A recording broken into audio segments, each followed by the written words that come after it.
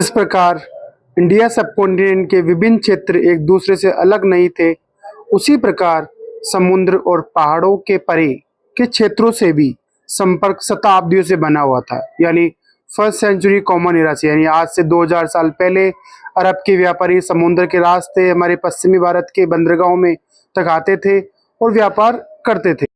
और फिर धीरे धीरे ये व्यापारी, ये समूह के लोग इस क्षेत्र में उत्तर पश्चिमी प्रांतों में, यानी सिंध, आज का सिंध में चला गया, ये सिंध पाकिस्तान में, बलूचिस्तान में, गुजरात और महाराष्ट्र के एरिया में आकर बसने लगे। फिर 7th सेंचुरी में इस्लाम के उदय के बाद में इस क्षेत्र के लोग जो आकर यहाँ पर व्यापारी या मर्चेंट्स बने हुए थे, उन्होंने इस्लाम अपनाया और यह संसार का एक हिस्सा बन गया, जिसे हम लोग इस्लामी विश्व कहते हैं। आज हम बात कर रहे हैं इस्लामी परंपराओं की, दुसाले के नए ताने बाने की। 711 के अंदर मोहम्मद बिन कासिम अरबी सेनापति सिंध को जीत लेता है खलीफा के आदेश के बाद में, और उसके बाद में ये सिलसिला जारी रहता है भारत के अंदर। उसके 300 सालों बाद महमूद गजनवी भारत पर अटैक करता है और फिर उसके कुछ साल यानी 13वीं शताब्दी तक तुर्क और अफगान भारत की दिल्ली पर अपना सल्तनत कायम रखते हैं। और फिर भारत का ये सिलसिला जारी रहता है 16वीं सदी तक, यानी 1500 के आसपास मुगल सल्तनत स्थापित हो जाता है। फिर जाकर 18वीं शताब्दी में आते आते भारत के बहुत सारे राज्य, उनके शासक भी इस्लामिक धर्म अपना लेते हैं, यानी भारत के अंदर इस्लाम का दबदबा बढ़ता जाता है।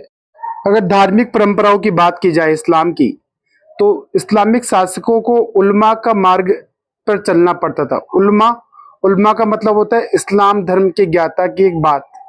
इस परिपाटी के संरक्षण होने के नाते वे धार्मिक कानून अध्यापन संबंधी जिम्मेदारी रखते हैं।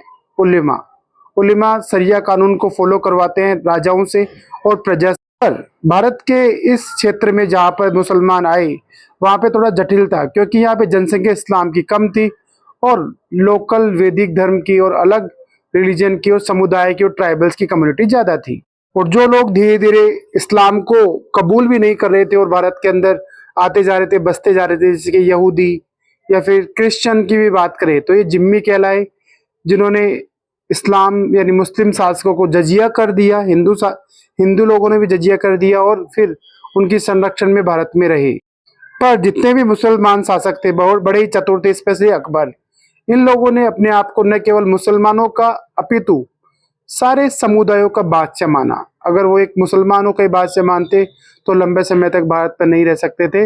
1191 तराइन की बैटल से लेकर और 1857 की क्रांति तक मुसलमान 800 सालों तक भारत पर रूल करे तो वो नहीं रह सकते थे। उनको पता था कि हिंदुओं की सिंपत्ति की जरूरत पड़ेगी।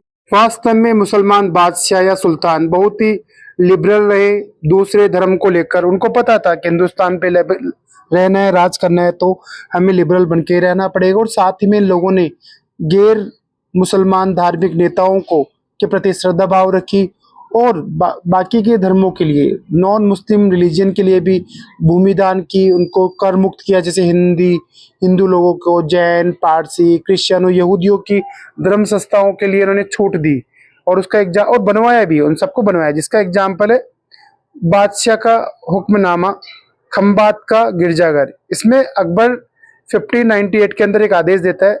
क्या आदेश देता है गिरजाघर के लिए?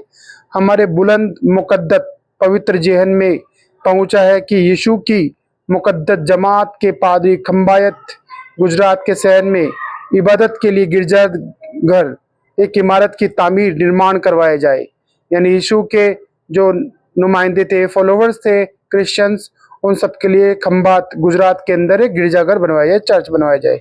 इसलिए यही फरमान, शाही फरमान जारी किया जा रहा है। खंबायत के महानुभाव किसी भी तरह उनके रास्ते में ना आए या कोई भी उनको डिस्टर्ब ना करे चर्च बनाने में। ये अकबर का आदेश था दिल्ली से, आगरा से। उन्हें गिरजाघर के तामीर करने दे, इससे वे अपनी इबादत कर सके। यह जरूरी है कि बादशाह इस फरमान की तरह हर तरह से तामील पालन हो। इस तरह के आदेश दिए अकबर ने। और इसका दूसरा एग्जाम्पल हमारे सामने औरंगजेब भी, हालांकि हम लोग औरंगजेब को कट्टर मुसलमान मानते हैं, पर वह भी जानता था कि भारत पे रूल करना है तो दूसरे धर्मों को भी साथ लेकर चलना पड़ेगा। और उसने 1661 से 62 के अंदर 1661-62 में एक आदेश जारी किया जिसमें जोगी के प्रति श्रद्धा रखी। उसका पत्र था कि बुलंद मकाम से मूरत गुरु आनंद नाथ जियो, जनाब ए मुहर्रम अमन और खुशी से हमेशा श्री शिव जियो की पनाह में रहे। पोशाक के लिए वस्त्र और 25,000 रुपए की रकम भेंट के तौर पे भेजी गई। बादशाह अकबर के तरफ औरंगजेब की तरफ से आप तक पहुंचेगी। जनाब मोहतरम, आप हमें लिख सकते हैं जब भी हमारी मदद की जरूरत पड़ेगी। ये बात औरंगजेब के दरबार से आई एक जोगी के पास में। तो इस प्रकार जितने भी इस्लामिक गुरु थे और शिक्षा देने वाले जो गुरु थे इस्लामिक, उन सब ने इस तरह से तैयार किया था अपने बादशाहों को कि बादशाह आराम से रह सके, और सरिया कानून फॉलो भी करवाया उनसे। सरिया कानून का मतलब होता है कि सरिया मुसलमान समुदाय को निर्देशित करता है, एक कानून है जो उनको इंस्ट्रक्शन देता है सरिया में। यह कुरान शरीफ और हदीस पर आधारित है, जिसका अर्थ होता है पैगंबर साहब से जुड़ी परंपराएं, उनके अंतर्गत उनके स्मृति वर्ड शब्द और क्रियाकलापों को अपनाएं। ये था सरिया कानून और दुसाले के नए ताने बाने, यानी इस्लामिक परंपराओं को कैसे कायम रखा बादशाह और सुल्तानों ने।